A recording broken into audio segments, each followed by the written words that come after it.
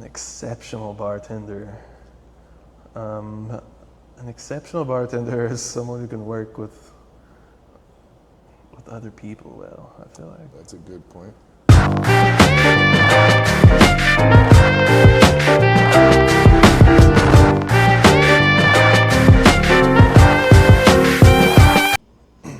All right. Welcome. This is the first episode of Main Street Mixology, a YouTube series that I'm putting together about interviewing different well-known and not well-known bartenders starting in Arizona. If it does well, maybe moving on to more and more. But this is my first guest. His name is Trey Bivens. What's up? And thank you for coming, Trey. Thanks for having me. Appreciate you being my first guest. I'm a little nervous myself, so you are my good friend though, so luckily it's a little easier to sit here and talk with you. But I guess we'll just jump into my first question. Can you introduce yourself and tell us where you're working right now? I'm Trey. Right now I bar manage a little speakeasy on Mill Avenue called Idle Hands. And Devil's Hideaway is the main bar. Yeah, it's on the. I'm dealing with college kids every night, but I have about 6 weeks left before I'm opening up my new spot. So I've been moving back downtown, opening a tiki bar called Tropic Thunder. Perfect. That was my next question, actually. It was like, as I knew that you were going to do something, so I wanted to know, what are you doing next? What's your next venture? And if you could tell us more about Tropic Thunder and what your ideas there are. Yeah, I mean, I'm trying to bring some of this like West Coast tiki feel to Arizona that I feel like no one's really done the right way yet. So it's going to be no reservations, first come, first serve, 4 p.m. to 1 a.m. every day. What's your capacity or guest amount? It'll be about 80. Oh, that's nice. That'll be really nice. So there's like about 60 seats, and there's a little standing room area in the middle. So. And you said Roosevelt Row? About 80. Yep. Roosevelt Row. Do you know the exact address or no? Yeah, it's 1014 North 2nd Street. Okay. So it's like in Phoenix. Yeah, it's where industry standard is right now. Oh, okay. Well, that's cool. Well, that's a good neighborhood to be in. Yeah, it's walking distance from like everything. You're in between like Pemberton plus Sazerac and Lucky's. That's awesome, dude. So. I want to just make sure your microphone might maybe move it up a little bit, just to make sure we get in. We don't have to do this again. Thank you. Just because it's our first try, and I don't really know what I'm doing, and think that is much better. Sweet. All right. Well, I want to know, what way does your bar, whether it's Tropic Thunder or Devil's Hideaway or Idle Hands, contribute to the community or neighborhood that you're in?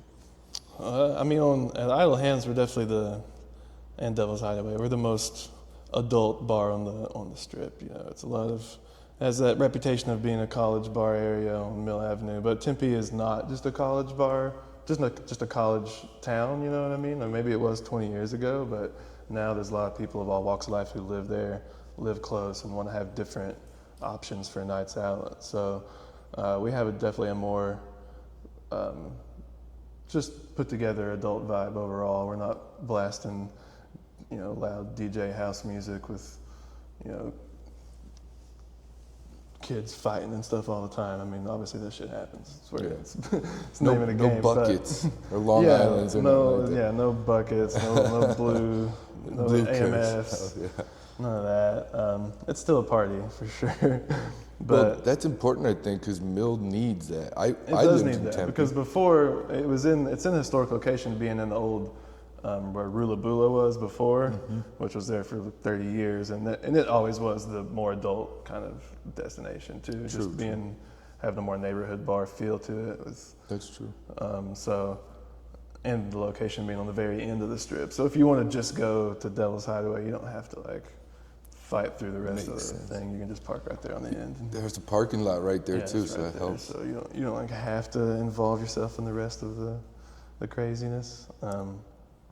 But yeah, we just try to keep it, and we're much more strict with security there. We don't let fake IDs as a big zero. We confiscate those and basically don't put up with any of that shit. So people know that it's just a better experience. Better experience, you know, more. It's not for kids to go. And if you want 19-year-old girls, you can go right down the You street. can literally go across the fucking street to Glow. There you go. Yeah. There's plenty of them outside, trust me. I haven't even been into Glow. Mill changes so often now. Yeah. I'm like, man. I did go into Q Club recently though, and I was just like, nothing was in here. I was like, what is going on? I haven't been in there since me and you went in there Yeah. 5 years ago or something. That's fair. Well, this question is probably gonna take a second, but what I wanted to know is how you got into bartending and what's your story. If you could start from day one, that would be awesome. If How it did I takes 5 get minutes. into bartending? I mean, I was going to school. You're in the back Army too, right? Or, Yeah, Marines. Marine Corps. Marine Yeah, Corps. so I had finished training, was in Marine Corps Reserves, 22 years old, starting college.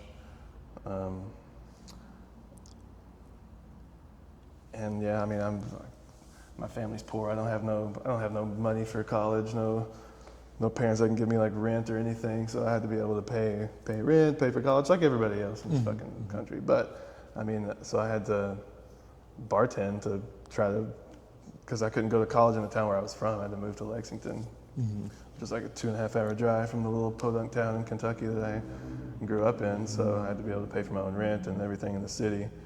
And bartending was the only quick way to do that.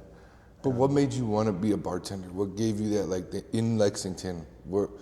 Did you see yourself like, I want to be a bartender there, or? I mean, it started out of just necessity, just being Okay. trying to move into some place that worked with my schedule, that I could make some money without being there necessarily 50 hours a week. And then I grew to love service industry really quickly, honestly. I mean, I was a server first, just at like a restaurant, moved up to bartender pretty quickly, and then just kind of saw how deep you could go with it, you know, with all the different ways to make drinks and different concepts of bars and restaurants. So did you go right into craft, or did you start at the dive? Absolutely not. I went to I liked bartending so much that I wanted to go to a place that was more bar focused, so I kind of left the restaurant bar scene and was working at like What was that called? Just wondering. Saw Good. Okay, is it Saw Good still there? restaurant and pub. I think the first location is still there Okay. that I worked at actually. Yeah. And that's in Lexington, Kentucky. Mm-hmm. Okay, cool. But I mean, I learned a lot from the people there. But it was when I moved away from there and started working at like a place called the Pub, and just the more downtown like bar focused areas that I found the love for like being there all the time. That's what you're good at, downtown bar focused areas. Exactly. Yeah. I mean, yeah, it kind of started from just chasing the money, but it just fits my personality better around the late night bar stuff. So that was called the Pub? The Pub. So your first job was at a restaurant, second job was like a pub, dive bar, fast casual downtown? Yeah, I mean, it was like British, Irish stuff. Yeah, so Guinnesses. Yeah, Guinness, mostly just layered beers and Probably shots. learned a lot doing I did things learn a like lot that.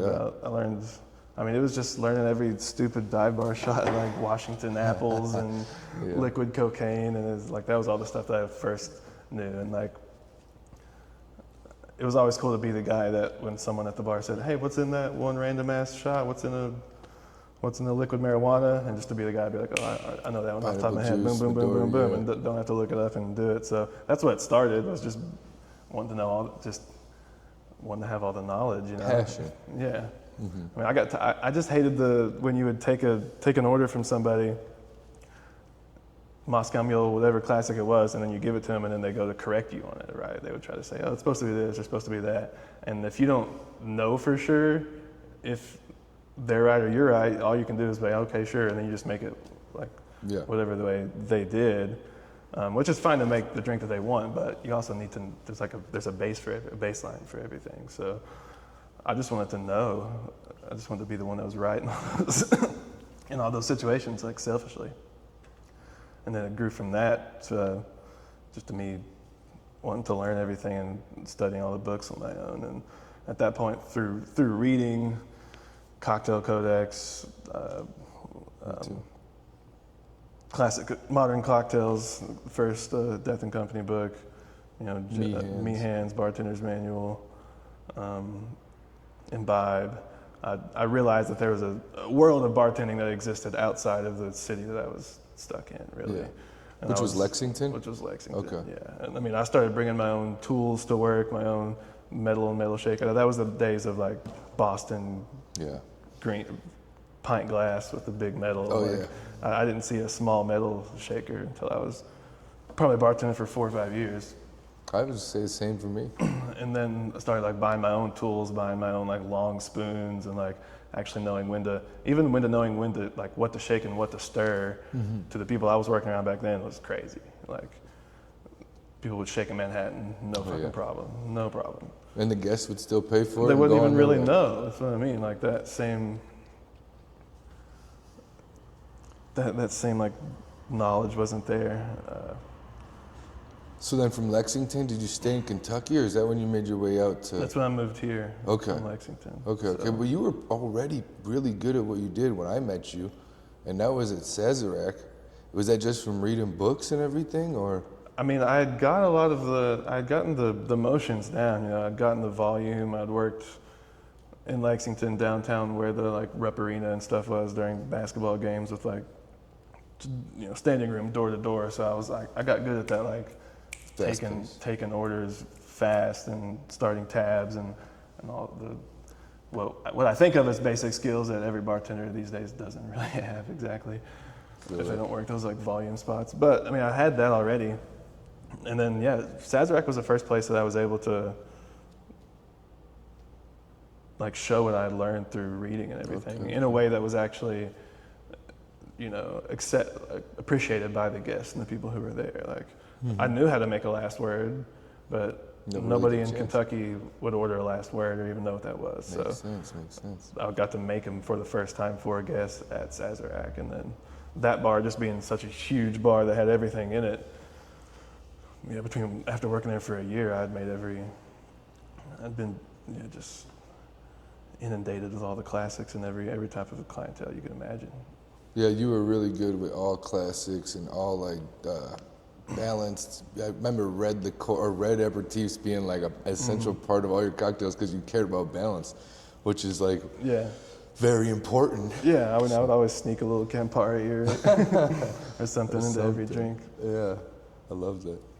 So then Sazerac, you got really good at learning classics, and it was still fast-paced, high volume, all that. Yeah. Then actually, I asked you to come work with me at 12 West, and you were fantastic then. You even ended up taking the basement program your own way. So we kind of know that venture. I mean, at least people know me. They know that about me. You know. Yeah. What else? What else about anything? Tell me what you learned at 12 West. Like, keep going with your story if you can. I know, like I said, it might take a second to get through. I mean, 12 West was Mesa felt like I was going back to my roots a little bit with Kentucky because it does have that more small town community feel that some of the other cities and suburbs in Phoenix don't really have. And I love that, like how everybody really helps each other and like your neighbors, like your work neighbors, like really become your family down here, which is awesome. It was kind of that way in Kentucky. It's not really that way in downtown Phoenix necessarily, but just because it's so big and there's so many people and every group is more cliquey, and that's fine. But it got me back to the more personal hospitality. You know what I mean? Yeah. Like regulars, people who come in and want to actually hear about your life a little bit, what you were doing, you know. Customers here to this day ask about you. Yeah. Donna, Art, all those will be like... I still see Donna from time to time. Yeah, they show up. They care. The real ones are, every time I come back to Mesa, you know, even just for a night out when you're doing an event, it's great to see everybody again, you know. You did a good job with your reputation in Mesa, I would say. Yeah, but in a place like Mesa, I feel like that's the most important thing almost because of how small. Yeah, I agree. So that was nice. I mean, I feel like I started to lose that a little bit from working in downtown Phoenix. Sazerac was fun, but it makes you put like a wall between yourself and the guests. Yeah. Really, really does. Like, you're not going to share every part of your personality with people that come in there. You're just not, because there's too much energy, they're doing too much, they're too fucked up, they're too, you know what I mean? Yeah. I think one thing that was good for Mesa was that we all kind of got or 12 of us, I should say, we all got to just do what we wanted to do. Yeah. And so you were like, here's the whole basement, bro. Have fun. You know what I mean? And it was like, okay, I'm doing this, I'm doing that. Like, that was cool about it. And then, yeah, we get a little pushback here and there about certain things. I remember you had artwork up and they were like bitching about that and this and that. And I was just like, man, you're gonna, I kept telling him too, I'm like, you're gonna lose our guy because he can't express himself. Like, it's a basement bar. Let him have fun. And sure enough, the end of that came. And you went to Rose Garden? Rose Garden Okay. after that, yeah. And you built that whole program and that whole bar pretty much. You were the bar head honcho. Yeah, they consulted for the first menu, and then after 6 months, I took it over and was, making the menu for that place. Yeah, that place Plus did 36 well. below. You put that place on the map. It did do well when it first opened, for sure. You were doing consulting and everything at that time too. You were building the menus for was that their sister companies, 36 Below? Yeah, 36 Below is their same ownership sister company. So I was consulting for 36 Below with creating menus, kind of updating their back of house or their behind the scenes stuff, with spreadsheets and whatnot. Because I did actually work as a salary manager for a time back in Kentucky as well, at the same restaurant. And it was with the owners of that place were very, very anal about record keeping and making sure that shit was done right. Like, we had to do inventory every single Sunday night, every week. God. Full inventory of every single liquor bottle. Yeah, that's terrible, but It was I just get crazy. But I mean, it was for record keeping and for obviously accountability. Like, they had a lot of moving parts. It was back in the days of having like 14 servers clocked in at a time. Oh man, yeah. And everything just had to be so, Spreadsheets. yeah, accounted for. Yeah. And some of that was too much, and I wouldn't do it to the same extent. But it was nice to get that training and be able to apply it Oh yeah. to the things that I care about now. But How is Rose Garden doing now? Do you know? Did you guys leave on bad terms or were you good terms? I'm not gonna say I left on bad terms Okay. with Josh, like the original owners.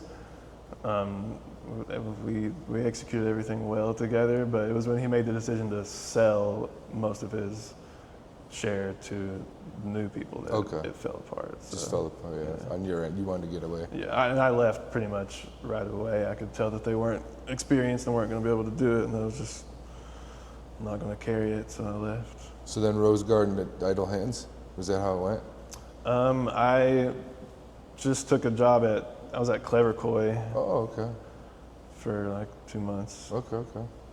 Just like to pay the bills, Yeah. basically. Basically. Okay. I mean, they have a good program over there, and after a while, I would have worked it across the pond. All the people there are great, so I would have been happy to stay there for longer than that time, But it was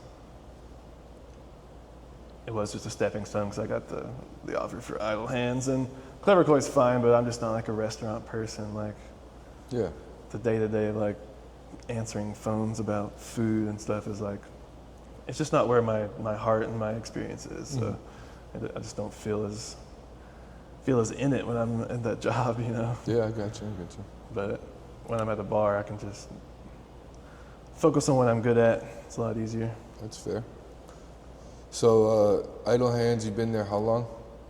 About a year and a half. A year and a half. It seems like longer. Seems like much longer. And you just hired Malort, right? Mm-hmm. Awesome. Yeah. I'm gonna do an interview with him one day too, soon. So Yeah, dude. that'll be fun too. Yeah, he's gonna take over because we're opening a bunch of new spots. So Cool. And you're gonna be a part of that? Nice. All right. Well, so that was your story of bartending. Now, my next question is, what's in your future? What's next? Professionally, like, what do you want next? I mean, I'm happy to go into my new role as operating partner for this bar. Like, it's a lot of the same things that I've done before, with the most control I've ever had. and an opportunity to make passive income. So my goal is to work here until my contract is fulfilled to retain my ownership, and then move on and do a similar thing and keep probably find a way to shorten that. Instead of taking 3 or 4 years, I want to keep opening places and retain a small amount of ownership in multiple bars. That would be sick. That's the goal. My plan, obviously. Like it's gonna be small amounts. It's not gonna be enough anytime soon for me to just completely stop working. But just, you know how hard it is in this industry, where as soon as you step away from the bar, like all of your everything goes away. Yeah, like to get paid time off, to get, you know, insurance, to get benefits in any that way is difficult. So it's so difficult. You have to kind of pave your way for that. So I'm just now I just got health insurance for the first time in 7 years. Hell yeah. That's good. We just got our staff health insurance. Yeah. Well, a few, the managers anyway. And they were, even Adam, he's like so happy about it. He's like, I'm getting my back fixed, all this stuff. Yeah, I mean, I'm going to the dentist in a couple of weeks for the first time once again in like 5-6 years, just because of, it's just the way this industry works. I know. It's hard to prioritize money for yourself when as soon as you're not working, it's gone. You know, so you have to, not only do you have to save money to pay for something, some procedure or something, you also have to take a huge hit by being off work for however long that is. Yeah, it's really, really difficult. All right, well, you answered that question. Yeah.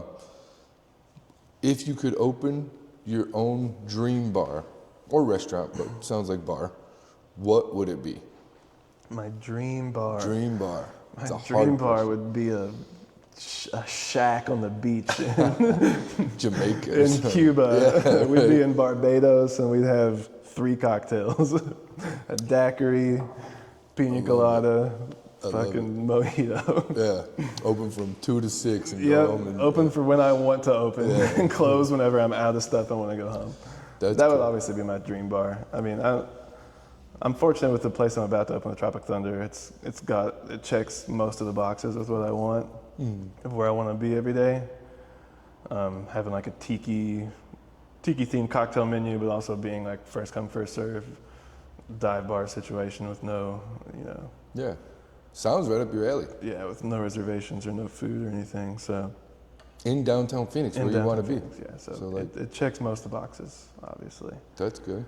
But I mean, when it comes down to it, I really, if I wanted to be tied to a bar for a long time, like a bar that took an investment of mine other than just my time, you know, it would be just something with longevity. Like I love cocktail bars and they're fun, but to get past a couple of years of success with a cocktail bar is a huge challenge for like a lot of different reasons.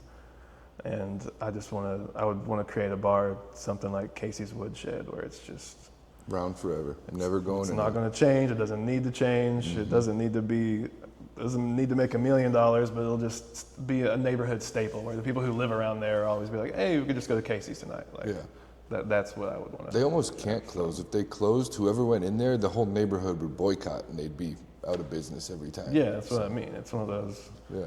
And they don't really close like for any holidays or anything. No, they're open all the time, 2 a.m. Yeah.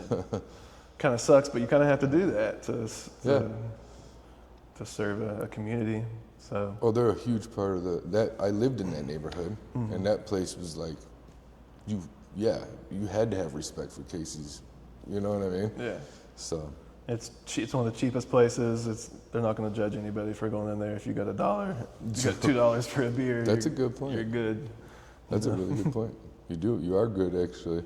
Or you see someone else you know. Or you can buy, or if you can get $2 from the person next to you to get a beer, you're good. Like there's not, but the barrier of entry is very low, and that's a good thing sometimes. Yeah, value, bro. It's important. Yeah.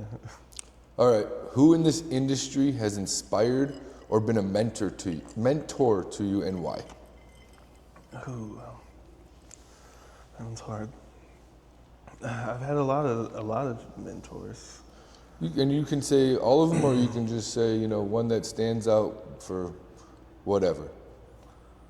I mean, I loved working with you. I feel like we had very complementary personalities. It was always great I feel like between one of us, we could make somebody at the bar happy, you know? Yeah. And I feel like we were missing something. Yeah, I feel like when me and you were those like James Bond pictures where they're back to back and Exactly. the guns Yeah, up. yeah. Like, I don't know why. But Yeah, I would have half of it, you'd have the other half, and Yeah. somehow it was like totally fine.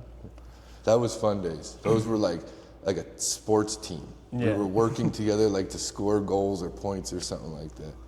But all right, so anyone that really inspired you to, you know, want to do your what you're at now, or even if it's like a book, or even if it's like a famous bartender from Tales, or is it Sam? You know what I mean? I don't know. I mean, I have to say Rob Perez in some ways. Yeah. He was the owner of Saul Good, Okay. the restaurant and pub, like the first person who gave me a leadership role, who, you know, Cool. gave me a leadership role. I was way too young to have it, but he had a very like a militaristic style of training and getting people like to be loyal to him, which was like toxic in some ways, but it was so attractive to me too as a young man, because I was also in the military. Like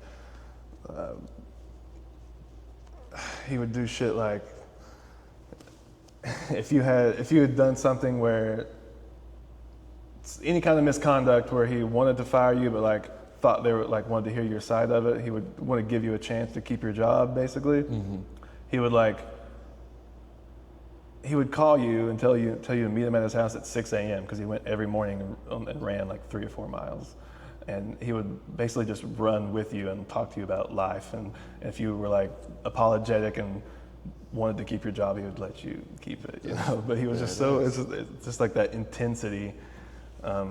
Which doesn't. He still does that. Huh? I wonder if he still does that. He has a very different life now. He sold he closed all of the restaurants except for the original one. And he sold all of his shares because he started working for. It's another reason why he's easy to look up to in that way, because he started Deviate Kitchen, which is it's like a bakery and breakfast place that hires. It's like at least 40% of their staff is like ex-convicts and people from drug rehabilitation programs. And it was just him trying to give back to that community more, because he had obviously working in restaurants and hiring people in kitchens and servers. He dealt with a lot of substance abuse, a lot of people who come from backgrounds where they might not be able to get a job in another field, but they get a second chance just to bake or to make food or drink. So that's one thing I've always loved about the industry. And he went full into that. So he cut ties with anything that like was selling alcohol, basically, because his public image became about like rehabilitation of. But that sounds like a great mentor, actually. I mean, it's crazy how many people wouldn't speak highly of him back in the day, just because of how, like I said, like how intense and how like his style of managing people doesn't work on everybody. Like it just really doesn't. Some people just get offended by it and just break away instantly. And I get that. But Also, maybe it made me a want to good work thing. harder, you know. It kind of like cuts out the people that aren't going to be there for you in the end. If you're willing to run with me in the morning, I kind of give it respect for you all of a sudden. He would do shit like if you forgot to bring a ketchup to the table before the fries got there, he would make you like carry all the ketchups and run a lap around around like the mall where the restaurant was. And that was called Saul Good. He owned it, and he was the creator of it. Yeah. Okay, very cool. I mean, he had like a chef and some other people helped him create it. Yeah, but like he was behind. Yeah, Okay. he was the owner, operator, everything. I mean, to me, that I guess you're right. It's kind of a little nowadays. It probably wouldn't be looked at as nice, but I think that's actually trimming the fat. Like it's really cool. He even over time, you know, became more lax with those types of things, because I think the attitude amongst workplaces, I don't know, didn't put up with it. But it might be for better or for worse. But you won't fucking forget it. You won't forget running around a building with a ketchup over your head like this as like a 24-year-old man. Yeah, I bet. Did you ever have to do that? No, he didn't make me do that. There you go. All right, here's a good question. What did you want to be when you grew up? What did I want to be? Was it bartender? No, I didn't even know bartender was a job. I wanted to be I don't know. I wanted to be a teacher. Okay. And you still are That's fun. kind of. Yeah. Because you teach people all the time. I teach people. I train, teams and stuff. You're pretty good at it, bro. So, I mean, take pride in it. So, that's cool. I've had some success in it. It's a learning experience like everything else. Well, if a bartender was to be like, oh, I learned from Trey, I'm like, oh, I'm more interested in them. I've got some bartenders who have learned from me who are doing very successful apart from me. There you go. Yeah. Definitely. But not that I can take complete ownership of it, but I'll take a little bit of credit for it. Well, I think you're getting to be a teacher and you're making probably double what a teacher makes, unfortunately. Yeah, I think that is true. And I was always inspired by the teachers who, because there's really three different types of teachers in like just public school, and you've got the ones that just care about all of the curriculum. It's like think about the pre-calculus math teachers, like you see that person as like a robot. They don't even feel like a human. They don't connect to you in any way. Yeah. But they probably do teach you something important about the math. And then there's the teachers who don't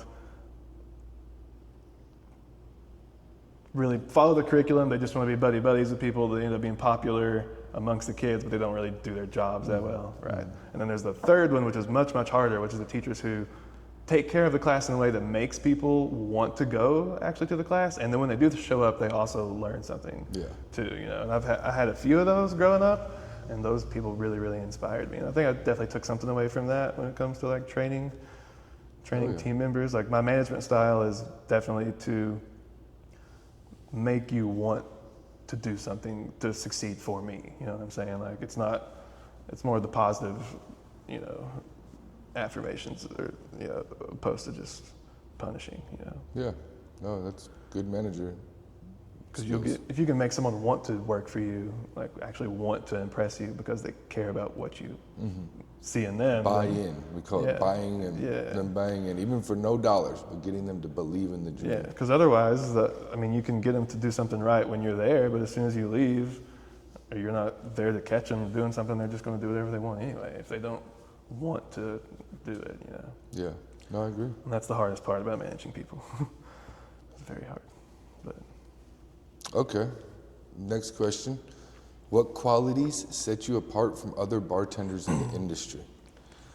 This might be hard to answer by yourself, I understand. But what sets me apart?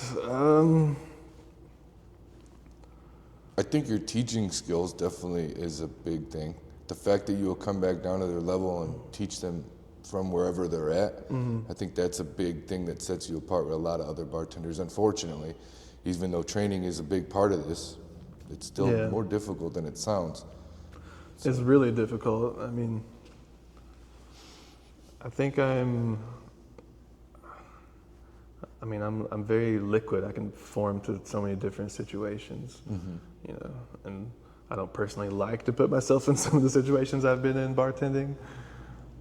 So I avoid them, but if I do get there, I can handle it. Like I could serve 100. I could serve a fully booked brunch full of mimosas with a server called out and with a smile on my face if I had to do that for my business. You know what I mean? No. Those days are actually kind of fun too. They can be. Some people either don't have the ability or don't have the will to do those things though. Yeah. Or they feel like they graduated past them at a certain point, even though I kind of just said I felt like I did. Well, that's those are qualities. Yeah, I see bartenders complain about different things.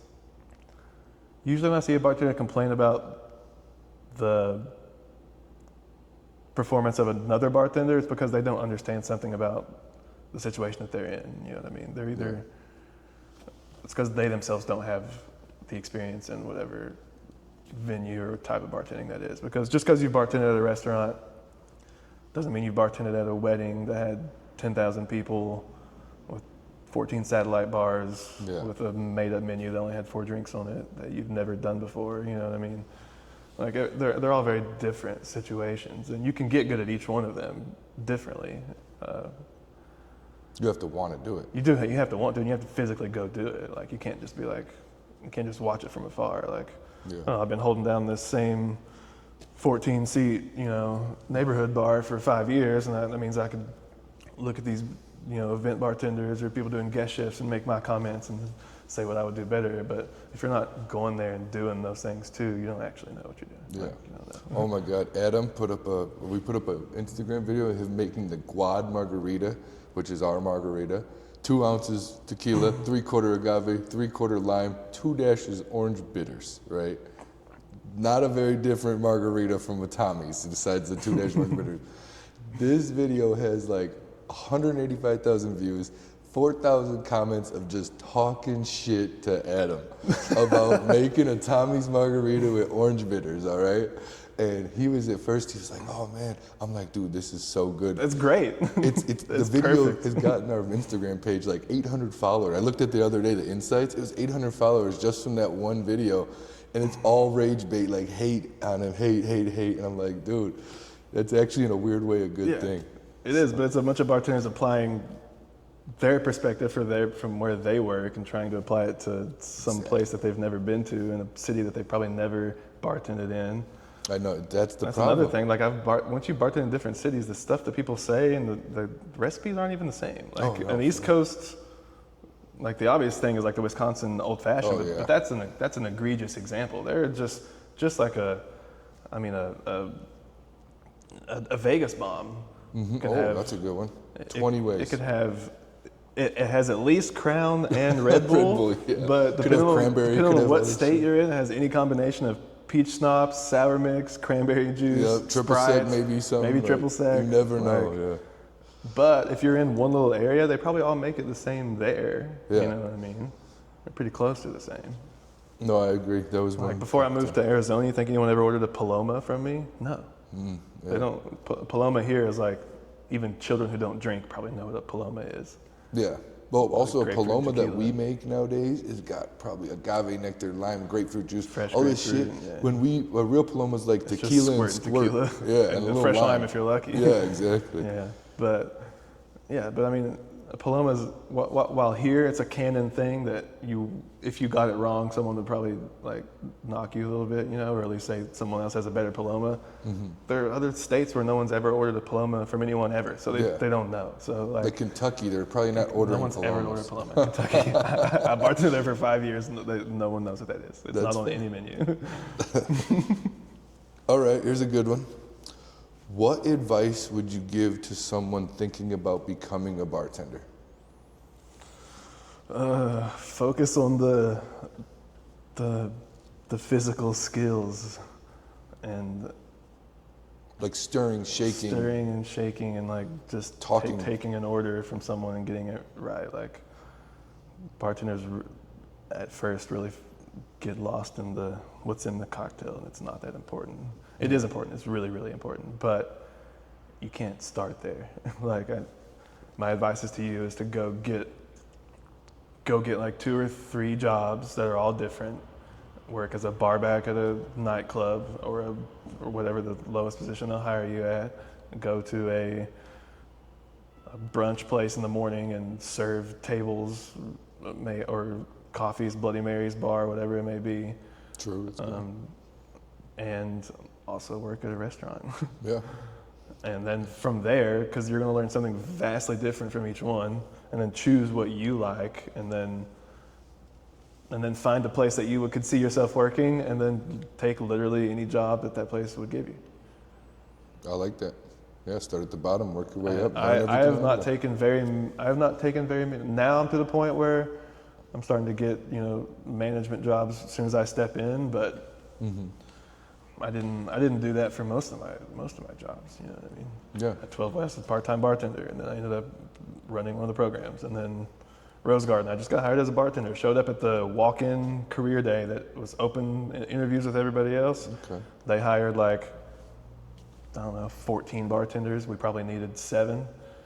Yeah. So people weren't getting scheduled, but I just made sure to show up every day and be the best person that got scheduled. And then after a couple of weeks, half of the people weren't there, and I was still there. And then another 2 or 3 months after that, the general manager got fired, and they needed to promote one of the bartenders to a bar manager, and offered it to me. You happen to be And right I went there. from right there, from the 2 months, to running that place and running the sister bar and being the person who was conducting interviews and making training programs for every bar that they had, even sip coffee and beer. I helped them open the airport bar, Oh, hell yeah. the sip coffee in the airport, because where it's like they buy it as like a franchise basically, but we have to send someone to be like, train them and show them what our company was about, and so I did all that too.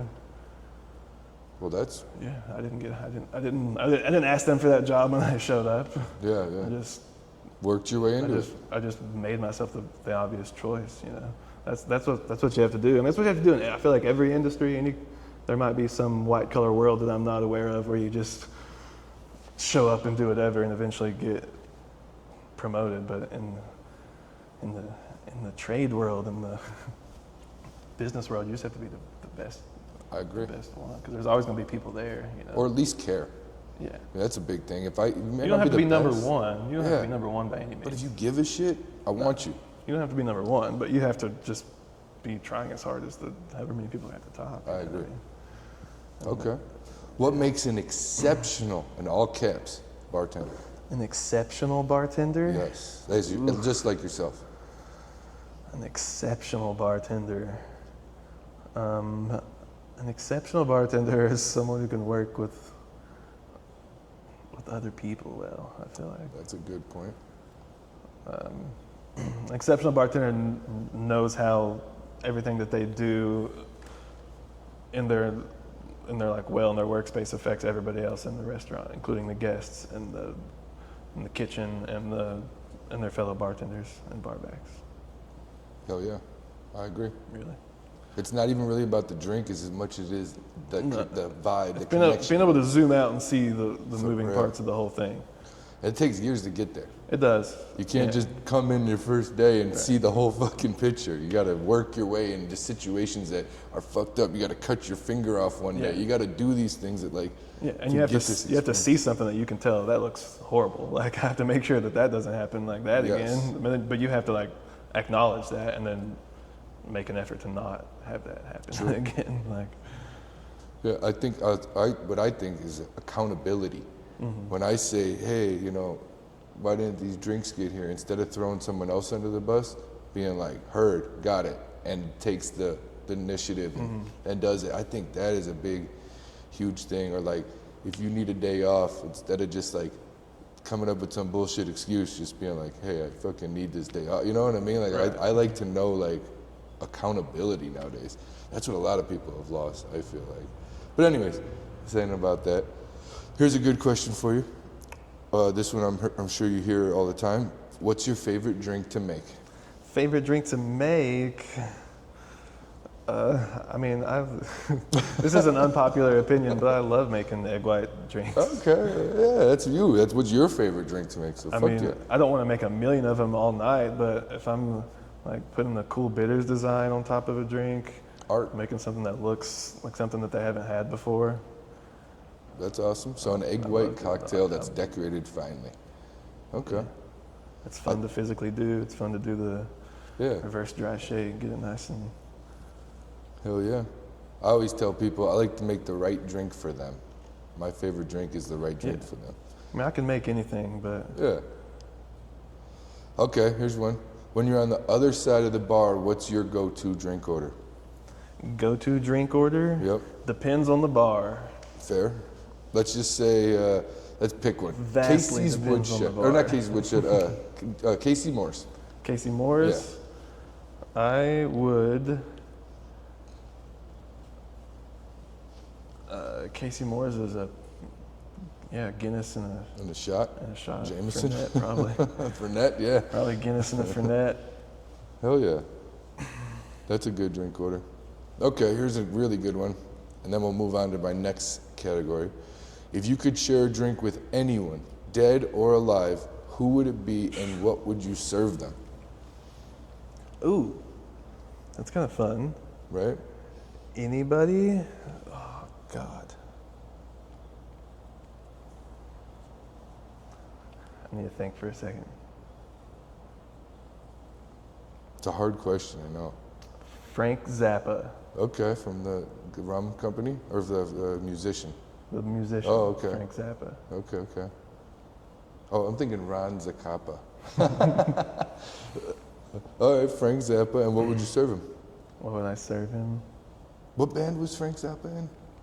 He was mostly a solo artist. Okay. He did like crazy instruments, right? Yeah, he was really instrumental into like really long solos. Okay. He had I a think I very, know. a very interesting take on music. He wouldn't like he wouldn't write his solos like note for note. He played them differently every time that he was on stage. So he'd give him like a custom, like. Yeah, like all the time. Okay. He was into like the psychedelic rock and was very much into And I'm sorry, what would you serve them? Did I ask? movement. What would I serve Frank Zappa?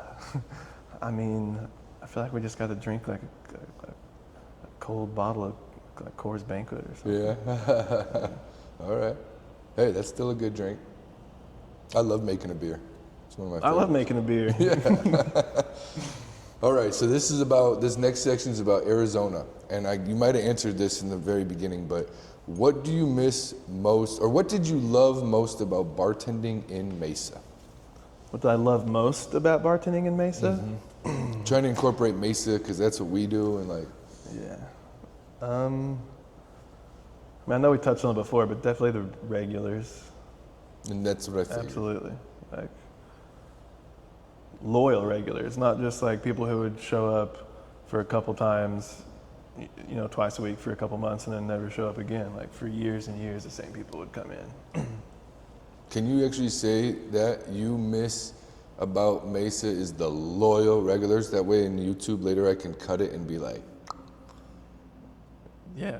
I mean, I miss the regulars, but I really miss the loyal regulars. all right, thank you. Now I'm going to turn that. You'll see later. Which is important. Like, loyal regulars are really hard to come by. They are. There's so many options. You can just drive another 5 or 10 minutes and go to a different place if you wanted to. True. It's not hard. All right, here's one for you. And this one I probably don't know the answer to, too, is what's your favorite city you've bartended in? Ooh. Could be Lexington, could be Phoenix, could be Tempe. What's your favorite city? It's got to be downtown Phoenix. Okay, Yeah. fair. It's just the high energy and the diversity of the crowd, and there's more people traveling. You meet people who are stopping in the city for a concert or a convention or whatever it is, and they're interested in what you have to show them. You know what I mean? Yeah. Oh, and downtown Phoenix is like no limits. They've done such a good job with like Killer Whale Sex Club, all these cool badass bars, the Pemberton 2.0 now. Like, dude, you can't get that anywhere else. I don't know how to explain it, but you know what I mean. Yeah, it's like to a lot of these people, you are what Phoenix is to them. They've only, they go for a few days and they go to a couple of these bars. So that's what they're thinking of when they think of Phoenix, Fair. All right, here's one. One thing you wish you could change about Arizona. Ooh. Doesn't even have to be about bartending. What would I change about Arizona?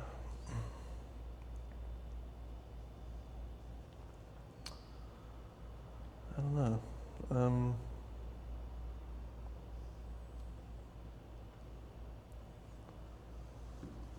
And the craziest thing to me about Arizona is the people who have lived here and not explored the state, like physically explored the state, the national parks and the other cities, but also just like hung out in different cities. Like, Yeah. people just kind of gravitate to Scottsdale or to Phoenix and don't like give That's downtown Mesa a chance to go to a show. That's fair. They won't go to the Nile to see a $20 show and go to, a restaurant down here. So more like diversity, or more, what would you call More it? just like, I don't know, different communities. Supporting other communities. Yeah, branching out from each other. How do you think you could contribute to that change? It's always what I tell people whenever someone's at the bar and they say like, what what's your advice for someone who's just moving here, like new to the area? I say go to every place, go to every city and spend like a little bit of time there. Like go to downtown Mesa, have a few nights out. Go to downtown Phoenix, go to Scottsdale, go to Chandler, go to Gilbert, because they all have something. Go to Mill. Go to Mill. They all have something different and something important to offer. And I think depending on who you are, you'll find like which one you like. But because for me, I stayed in downtown Phoenix when I first moved here. And I lived there, I worked there. I didn't, until you had got me to Mesa, I had never been to Mesa, ever, until I walked into 12 West when they were building it for the first time. Yeah, it took, like I had to branch out. And as soon as I did, and I like experienced the community of each city, and actually went to even the places I don't like as much, like Scottsdale, just being able to go there a couple times, see what it's about. Yeah. You know, I was able to understand it and appreciate it more. So, and maybe appreciate Phoenix more as a whole, and feel more like a resident here, you know, than just That's a good. just like a tourist. But I mean, just the land too. I mean, I'm an outdoors guy, so I like to go hiking and climbing all the mountains and stuff. But it's crazy how many people haven't been to the Grand Canyon. I mean, you don't have to go on a 10-mile hike just to. Remember, I tried to hike. I made it halfway down and died. Yeah, that's 20 steps down. That's literally all you got to do, though. Like that. That's more than so many people who have lived here. Like, That's fair. just to park your car and walk out to the edge of the canyon and look. Like That's a good point. that's all you got to do. All right, here's a good one. One local business everyone needs to know about. Who is it? Oh my God, Carla's Taco Shop. Really? Where's it at? It's the old. It was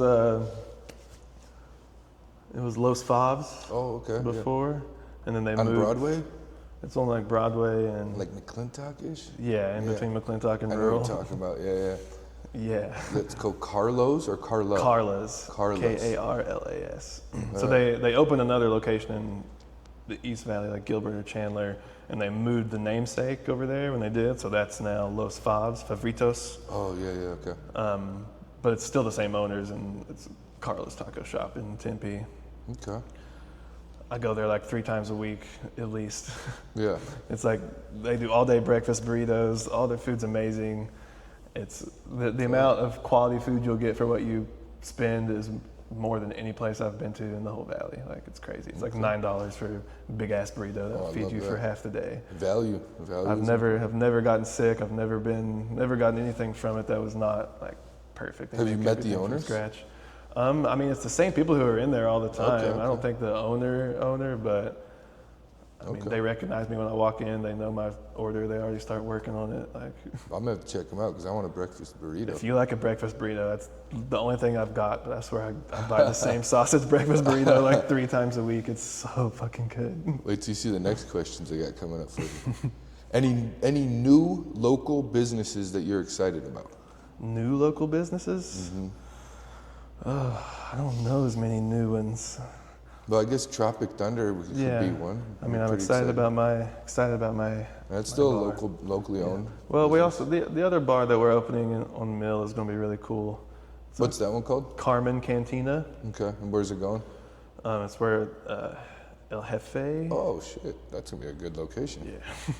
Really good location. So it's supposed to be like vacation in Tulum Hell yeah. kind of vibe. So like more tropical beach style. And you're gonna be controlling the cocktail and creation? No, I'm not Oh, involved with that at all. Gotcha, I mean, I've like helped them with some of the. But that's not your thing. That's not Tropic my Thunder. thing. I'm there for the meetings to help bounce some ideas, but I'm not doing that. I don't have time. Malort will be there. He'll be like the bar manager. Hell yeah, that's cool. That'll be a good job for him. He's at least when he's a bar manager, that man is serious. He cares. He has He to does. care. He does this shit right. He does. He wants does it to be well. Yeah, he wants to Gotta love that. succeed. All right, well, this is gonna be your favorites, and then after that we have the best of. And you can answer these fast. You don't have to get into them unless you want to. If you want to, you can. You might already know the answers to the questions, but your favorite restaurant, sit down restaurant, not Carla's Tacos. Just because I want to hear, where are you taking your girl? Where's that?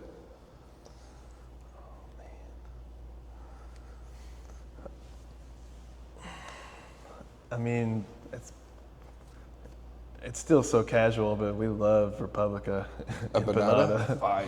Mesa God, too. It's Mesa, but it's so fire. good. Well, that's cool. I'll put it down as Republica Empanada because that is a good favorite restaurant to have, and it's local. We know the owners. They used to come support us, so and they still support us. They come here all the time. We don't go to a lot of sit-down restaurants on our days off. Yeah. So Republica. Okay. We'll go to Fellow. Fellow, yeah, okay. On Scottsdale, McDowell. Yeah. Fire. That place is good. I try to keep it local as much as I can. Well, favorite cocktail? Favorite cocktail? Daiquiri. Hell yeah. Can't go wrong with that. I would say margarita, which is technically a daiquiri. Basically with the tequila. same shit. Favorite mural or piece of art in Arizona? Ooh. Well, I'm just going to have to be selfish and say the mural that was just painted inside of Devil's Tropic Thunder. Oh, Tropic Thunder? Oh, okay. We had a local mural artist Fire. do like the whole inside. There's like a big tropical skull wall. There's like a guy fighting a tiger. There's like a naked lady riding a dolphin or something. It's beautiful. Damn. It's really cool. Fucking cool. I got to see it then. Send me a picture. I've got some pictures. It's not all finished, but Yeah. We won't have to tell the interview, but all right. Favorite place to take out of towners that are visiting Arizona? Ooh, across the pond is a big one. That's a good one. They're into sushi or cocktails. Yeah, and a good vibe there. Yeah, super good vibe. Easy to get in and out of. It's a nice shitty dive bar right next door. You can keep the night going. Yeah. All right, here's the Where best else? of Arizona. Where do you take people from out of town? Where do I take people from out of town? That's a good Usually Superstition Mountain, like the lake over there. Yeah. I like to take people there because it's like kind of like outdoorsy. You're in the mountains. Apache Junction right there. I got this weird love for Apache Junction. I don't know why. Maybe because it has no laws over there, but I don't know what it is. Like, I like to take people that way, and I've rented jet skis with my friends before if they come in. So that's a badass thing. Like everyone's on jet skis. All my friends are feeling badass from Chicago. Yeah. So, but I don't know. That's where I like to take people if I'm really trying to show them Arizona. Or I like to take them to Sedona, and we do like the ATVs. They're not ATVs, side by sides, the Can-Ams and all that. Yeah. Those are fun. Things like that. All right, here's the best of Arizona. Only because we have 9 minutes left until my SD card is full. So I didn't realize that. Nice. Best bartender in Arizona. Best bartender in Arizona? Numero uno? Yes. Who would you give it to, bro? Oh, this, God. I guess, is a drama question, but don't take it that way. Who would I give it to?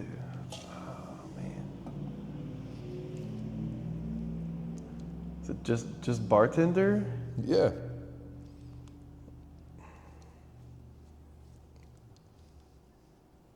Oh, this is so hard. Like, manager, but like bartender, if that makes sense. I mean, I want to say Mikey Lopez. Yeah. From Clever and across the pond. Oh yeah. I mean, he deserves it. What he's done for the community is huge. Being able to organize second shift in a way that's like successful and gets people showing up and showing out for each other. That's I only worked for him briefly, but he's a little bit younger, but he's got a very, very good head on his shoulders. He wants to do a good job for everyone on his team. That's important. He sees the whole picture. Like he really. From someone that's kind of young like that, it's impressive. Well, that's a compliment coming from you. So, this one's right up your alley. Best hiking trail. Oh, best hiking trail. God. I catered these ones toward you. In any other interview I do, I'm hoping to switch these up a little bit. My favorite is, I have to say, Dome Mountain. Okay. And where's it at? Dome Mountain. It's basically Apache Junction. Okay. It's like the Usery mountain range over there. there's some beautiful hikes over there. I love Pass Mountain. I love Flatiron, obviously, but Dome is like, it's this weird little parking lot where not that many people go because the first like mile and a half of it is basically you walking on like an OHV trail. Okay. Where the people like ride side by sides and shit. So it's a little bit sketchy if there's people on the trail because you're kind of just like up against it, like hoping they don't fucking hit you when they go around the thing. Damn. But once you get past that, you're just going up this mountain. There's almost nobody ever there. I've seen maybe 1 or 2 other people on it. It's not so hard of a trail that you feel broke off, but it's definitely long enough. You get to climb this mountain, and it's beautiful views from the top. It's a nice little time capsule up there that I've signed a few times. Hell yeah. It's great. All right. Nobody go there, by the way. Best cocktail bar. Best cocktail bar in Arizona? Arizona. Has to be in Arizona? Yeah. Yeah. It's Arizona love. Best of Arizona. Best of Arizona. I gotta say highball. Okay. I would say that too. I mean, the drinks are good, but they just knock the vibes out of the park. Oh yeah, highball's number one. I would have to say no one's doing it better than them, and especially like the crew that they got, the team they got, how Mitch and Libby like built that same thing. Like, man. Yeah, they've got the love from the industry, being like a success story. People kind of grew up in the Disneyland bars and then got to buy their own and have their own thing. Gotta love that. On top of that, they just don't. Their concept doesn't alienate anybody, which can be hard. Yeah. You know, you can show up wearing shorts and a t-shirt and get a simple drink and it feels fine. It doesn't have like a snooty feel. But if you also show up in a long dress and want to get a nice cocktail, it also feels appropriate. Yeah. All right, best pizza. Best pizza. We gotta be quick because I got 5 minutes left. I'm not on the Chicago. I figured that. I don't eat as much pizza. No? I guess Barro's. Barro's? Yeah. They got a good quality, you know what I mean? Always true. Same thing, It's consistent. reliable, consistent. And then this I like one, the crunchy crust. this one I knew you loved breakfast burritos, so I didn't expect you to come out talking Carla's so hot, but I was gonna say best breakfast burrito, so I guess Carla's Carla's wins the best breakfast burrito. There ain't I love it, I love it. competition, but I've had a lot of breakfast burritos. We don't got it like they got it in LA. Fair. Luckily, because they're all like $20 fucking for a breakfast burrito out there. Well, this is the wrap up. I wanted to take this shot with you, Amaro Cello. Have you tried it? Oh shit. I don't think so. That came out frozen. Didn't expect that to happen so much. You haven't tried this? So it's basically Amaro and limoncello together. And I guess before I pour this, any questions you wanted to ask me?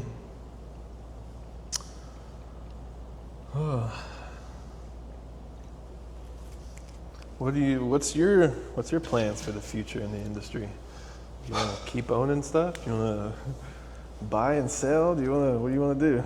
I think that I want to continue to build new concepts. Definitely not ready to leave this one alone. We got a long way to go before I even think about something new. But I think that's what's fun to me is the growth of watching it get better and better and better, and organically, not cheating or nothing like that. And I think that's what I'm most excited, or what my steps are, or my next steps will be. But when, I don't know. We still got a long way to go. We still got loans to pay off, and yeah. So I don't know. That's a good question. I think sometimes like I want to move back to Chicago and open a bar there for all my friends there. I think that would be cool. Take the skills I learned here and like go and apply them in my hometown. I've thought about that before. Going to like Another town? I mean, I could be back home? Yeah, I could be the best cocktail bar in Lexington, no fucking problem with sure. But then you're there, you know. That would be fun though. Do it for where you're from, you know, like you know that area. Yeah. And once again, be able to bring the skills from somewhere else. Exactly. And being able to bring something, give back to a different community would be really cool. You could take a small town by storm if you did it the right way. I agree. All right, well, that last thing before we do this is tell people where they can find you on social media, the bar that you're working at, if it's going to be Tropic Thunder, let them know where they can find you. I am Frisky Sour with an EY like whiskey on Instagram. Still at Idle Hands, especially on the weekends right now until October. And then once October comes, you can find me at Tropic Thunder. Well, thank you again, Trey. Cheers. Cheers, brother. My first interview. It's done.